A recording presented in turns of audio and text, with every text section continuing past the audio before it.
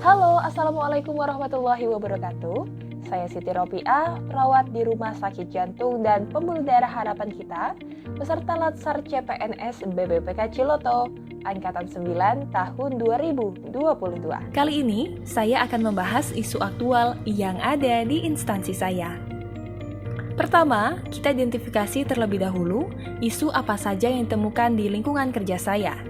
Mari kita lihat satu persatu.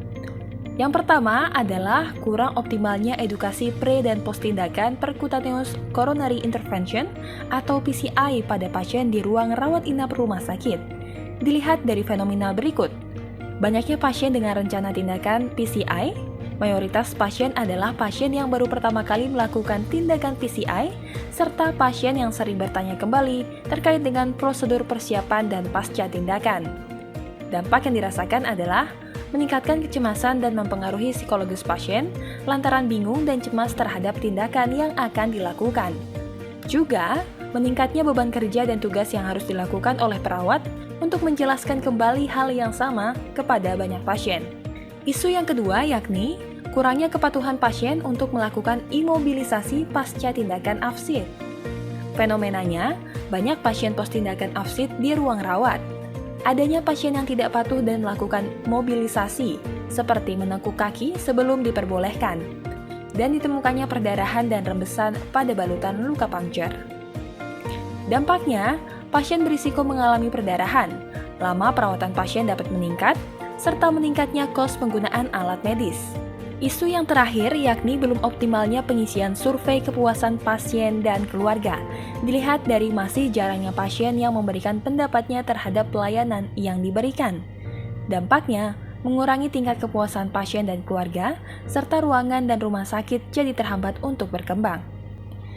Dari 3 isu yang ada, selanjutnya untuk menetapkan isu aktual, digunakan teknik analisis APKL, dilihat dari aktual, problematik, kehalayakan, dan juga kelayakan.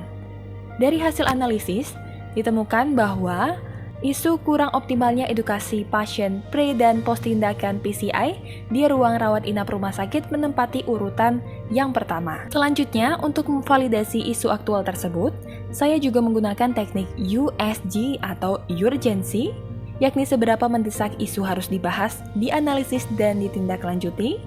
Seriousness, seberapa serius isu itu harus dibahas dikaitkan dengan akibat yang ditimbulkan, serta growth, yakni seberapa besar kemungkinan memburuknya isu tersebut bila tidak ditangani. Dari hasil USG ini juga ditemukan bahwa masalah utamanya yakni kurang optimalnya edukasi pre- dan post-tindakan PCI pada pasien di ruang rawat inap rumah sakit. Selanjutnya, isu ini dianalisis dengan menggunakan metode fishbone, mulai dari man, money, material, dan juga metode. Di mana dari sisi man, disebabkan karena kemampuan edukasi yang berbeda tiap perawat, tingkat pemahaman pasien yang berbeda, terbatasnya jumlah perawat, sehingga tidak bisa optimal mengedukasi satu pasien.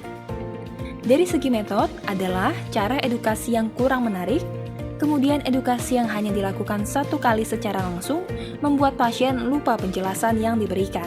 Dari sisi money, dana yang terbatas sehingga belum mendukung pengembangan infrastruktur audiovisual.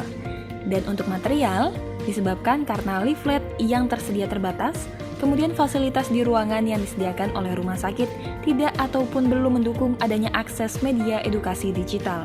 Sehingga gagasan penyelesaian isu yang bisa saya lakukan adalah membuat media edukasi digital dalam bentuk video yang dapat diakses secara online oleh pasien menggunakan barcode pada saat pasien masuk ke ruang rawat inap. Berikut yang bisa saya sampaikan. Wassalamualaikum warahmatullahi wabarakatuh.